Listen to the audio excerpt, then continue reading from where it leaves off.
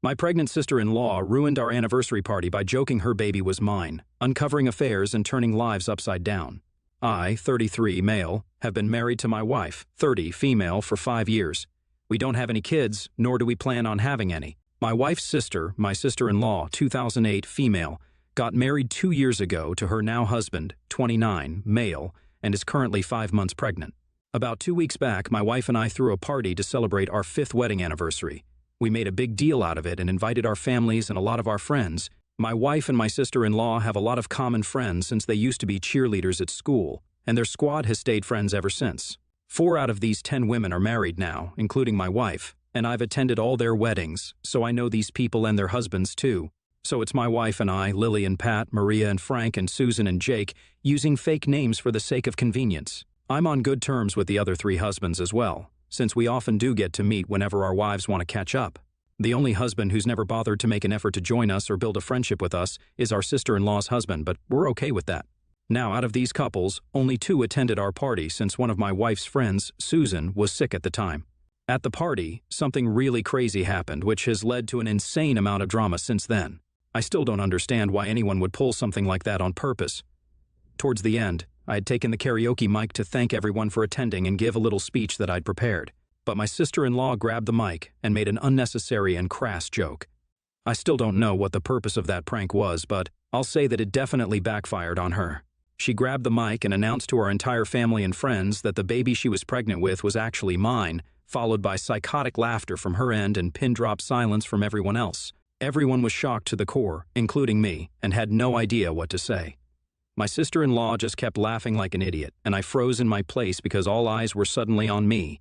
Before my wife or I could even do anything, my sister-in-law's husband stood up and marched right to where the mic was. He was red in the face, and I could tell that he was about to say much worse things, so I tried to hide the mic, but there was no use. He didn't even reach for the mic and just began talking very loudly, looking right at my sister-in-law. He told her that he'd slept with her married friends as well, so she had nothing on him. People heard that, and there were a lot of gasps. By then, I'd come back to my senses and was trying to force her husband back to his seat before he said anything even more scandalous. But he refused to budge and continued to speak. He took the names of the women he'd slept with, and unfortunately, they were the 3 married women from my wife and sister-in-law's friend circle, Lily, Maria, and Susan. 2 of them were attending, and as soon as my sister-in-law's husband confessed that he'd slept with them, things turned ugly immediately. Lily and Pat got into a nasty screaming fight right there, and Frank just left without a word, while Maria just sobbed in her seat. I couldn't understand what to do, and neither did my wife, so she tried to comfort her crying friend, even though now she knew she'd been cheating with her own brother-in-law. Luckily, like I said, the 3rd couple wasn't in attendance that day, so we didn't have to deal with their drama as well. I continued trying to get my sister-in-law's husband out of her face because he was all up in her personal space, pointing a finger at her and calling her all sorts of names. While she tried to argue but had tears in her eyes and just kept insisting that what she'd said was a joke and she didn't mean anything by it. Eventually, we were able to send everyone home after an hour or so because things had spiraled out of control. Pat had even smashed a glass to the ground in a fit of anger, and that's when we realized that we had to ask everyone to leave for our own peace of mind. Good hosts be damned, we didn't want a lawsuit on our hands in case something went wrong in our own backyard. My in-laws had taken my sister-in-law home with them, while her husband headed over to their own house by himself. After they'd left, my wife told me that she'd never expected her friends to turn out to be cheaters. I tried to dismiss it by saying that her brother-in-law might be lying, but she told me that she doubted that, given their reactions. She'd overheard bits and pieces of Pat and Lily's explosive fight and concluded that her husband had probably already been suspicious of her, and this had just confirmed his doubts. He kept saying that he knew it, so it was undeniably true. At least in Lily's case, she definitely slept with my sister-in-law's husband. We weren't sure about whether Maria had or not, but honestly, if she hadn't cheated, then she would have chased after her husband to tell him that and win him back somehow, which she didn't do, and instead broke down in her seat. So it doesn't seem likely that my brother-in-law was lying. I was just disgusted that someone would even do something of the sort. Sleeping exclusively with your wife's married friends is literally the trashiest thing I can imagine, and I couldn't believe that this guy had done it not twice, but 3 whole times and with 3 different women. It was like he was trying to break some record or something. A day or 2 after this fiasco, my wife and I received a call from Jake, Susan's husband. She'd been accused of cheating as well, so he was calling us to confirm if that had actually been said. My wife didn't want to say anything, so she handed the phone over to me and I confirmed it for him. I told him that we weren't really sure what had happened, but yes, my sister-in-law's husband had definitely taken Susan's name while listing the women he'd slept with. Jake thanked me and disconnected. I had no idea what was to come, and I was just being honest. A few days back, my sister-in-law called my wife and put her on blast for telling Jake what her husband had said. Apparently, they were already dealing with 2 lawsuits from Pat and Frank, who had decided to sue her husband for having an affair with their wives. We can do that in the state we live in. But that thought hadn't even crossed my mind, and now even Jake had joined them. So my sister-in-law and her husband were facing 3 lawsuits. The reason I'm saying my sister-in-law and her husband as a couple, and not just her husband by himself, is because despite everything that's been said and done, they've still chosen to stay together. It's beyond me why she would do such a thing. Even being pregnant is not a good enough reason to stay married to this sorry excuse of a man. But I wasn't going to say anything to her about what she should and shouldn't do. If she wants to stay with the cheater, then that's her call, and she's free to do as she pleases. She doesn't have the right to tell us what to do, though. So when she was yelling at my wife for telling Jake the truth, I decided to take the phone from her and told my sister-in-law to watch her tone. To which she warned us to watch our backs, because now we'd be the ones paying for their lawyer since we're the ones who messed up. I don't see any reason as to why we should pay for anything at all, let alone a lawyer. Her husband cheated with her friends. I don't understand how my wife and I are even involved in this except for the part where this all went down at our party. She was blaming us for telling Jake something that her husband had said, but her husband somehow had no fault, even though he's the one who cheated and the one who bragged about it in front of a bunch of our guests. Now obviously, my wife and I weren't going to pay for a thing. But then yesterday, my in-laws called me up and told me that I owe them this since I definitely meddled and told Jake what had been said at the party. First of all, I didn't meddle. Jake already knew what had been said, and he was calling us only to confirm it. If I hadn't told him, somebody else might have, and the outcome would have remained the same. Secondly, I don't understand why my wife and I are being dragged into this mess time and again on purpose. We didn't create this mess, and neither did we tell Jake, Pat, or Frank to sue my sister-in-law's husband. I told my in-laws that I owe their daughter nothing, and if they'd raised their youngest even half as well as their eldest, then maybe they wouldn't be asking me to pay for their lawyer today. I hung up after that, and my wife and I just don't want any more trouble.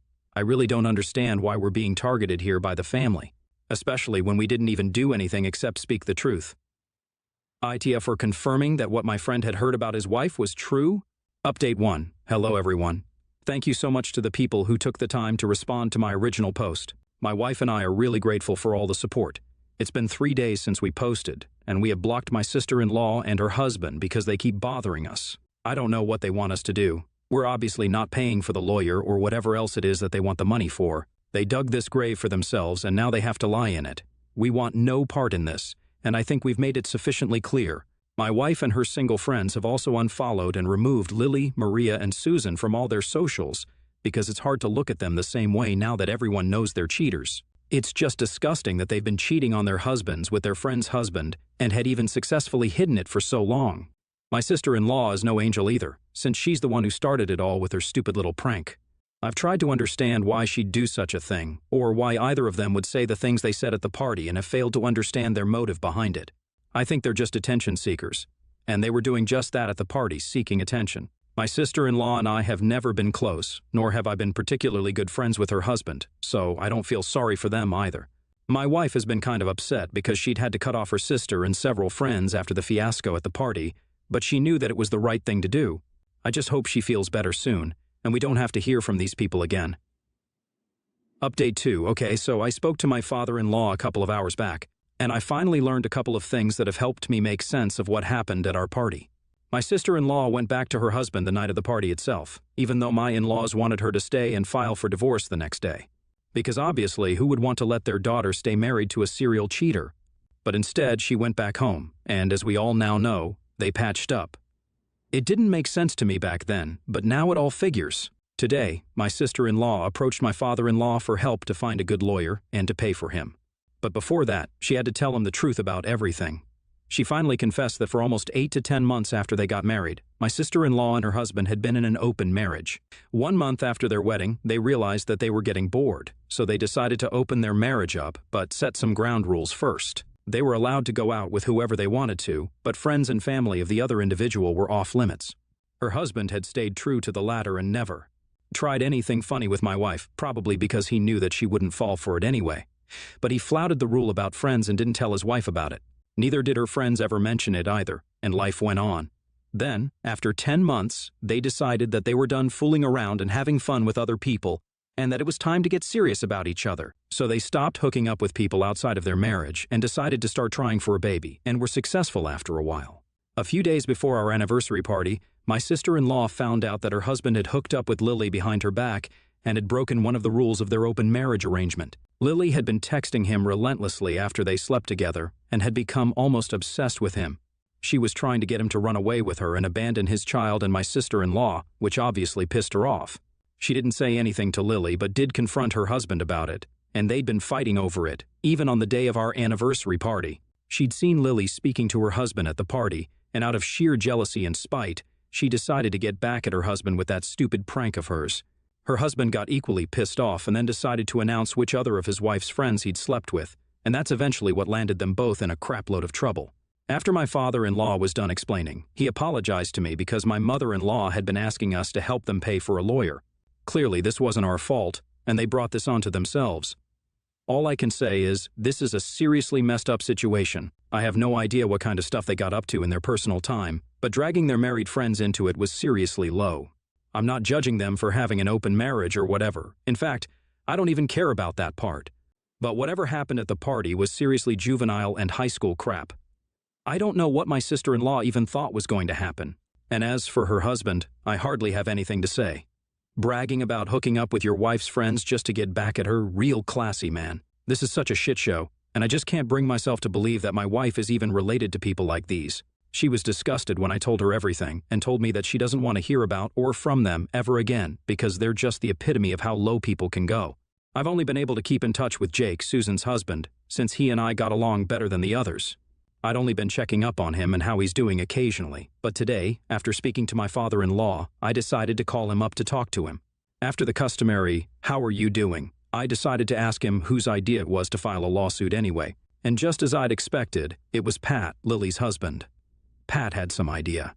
Already that Lily wasn't being completely faithful to him, and that incident at the party was the last straw. He was in no mood to mope and sulk because his wife had been unfaithful and had already made up his mind to get back at both his wife and her affair partner. Within a week, he'd convinced Frank and Jake to do the same. It helped that Pat's brother himself was a lawyer and knew several attorneys who'd be willing to fight for them.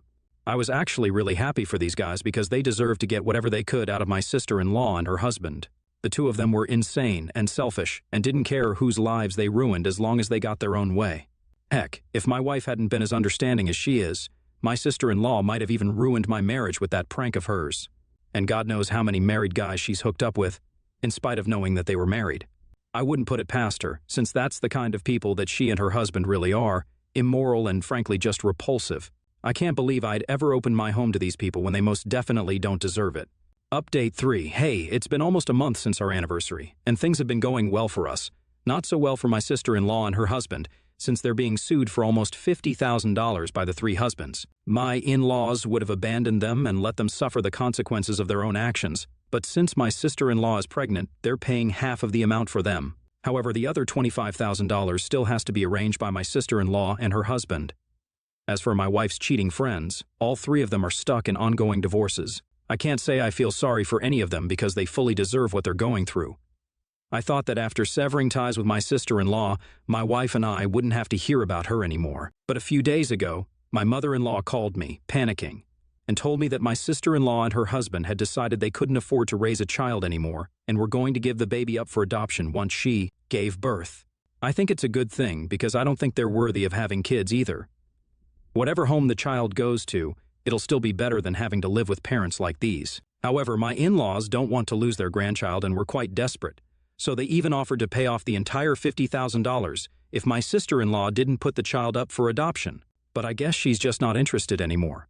She says she's thought about how it would feel to be a mother, and she's bored already and doesn't think that motherhood is the right choice for her. It's appalling that a human being can be this callous and stupid, but I'm not even surprised at this point. She and her husband are just despicable people and don't deserve to have kids, so I thought it was a good decision for her to give the poor child up. But my mother-in-law ended up asking my wife and me to adopt the child instead so that they could at least keep it within the family. I wasn't comfortable with the idea at first, but my wife and I have been thinking about it, and it's not a bad idea at all. The only reason my wife and I haven't had kids, and didn't plan on having any in the future either, was because of the initial few years of our marriage. Back then, my wife really wanted to be a mother, and I wanted a baby as well. But unfortunately, we learned that both of us were struggling with fertility issues. It caused us a lot of pain at the time, so we decided not to speak or even think about kids after that experience. And that's the way it's been ever since. I won't lie, I've often thought about how different things would have been if we'd actually had a child of our own. I used to feel really hollow whenever I'd see my coworkers and friends playing with their kids, or hear them talking about their kids' milestones, because I'd probably never get to experience that myself. And I guess my wife would feel the same way as well. We've discussed it at length, and we really do think it's not that bad of an idea. My wife and I still don't think it's too late for us to have the kids and the life that we'd always envisioned for ourselves. I think I'm probably going to say yes and contact the lawyers soon to arrange for the legal paperwork. Update 4. It's been a couple of months since my last update, and I've been very, very busy for the past 8 months or so because now my wife and I have a little baby boy to take care of. We went through with the adoption, and while my sister-in-law and her husband resisted at first when they learned that we were the couple willing to adopt their baby, my in-laws were very blunt with her. They told her that she'd ruined her own life, but they weren't going to let her ruin her child's life as well. It took a bit of convincing, but my in-laws were able to wear them down, and they finally agreed to let us adopt their son a week before the due date. We're done with all the legal formalities now, fortunately, and my wife and I have even switched to working from home so that we can spend as much time as we can with our little bundle of joy. It's really strange because while my brain knows he's not biologically ours, my heart says that he is. He's the son who was always meant to be mine, and my wife feels the same way. He even looks a lot like my wife, but that's not surprising at all since he is, after all, her sister's son.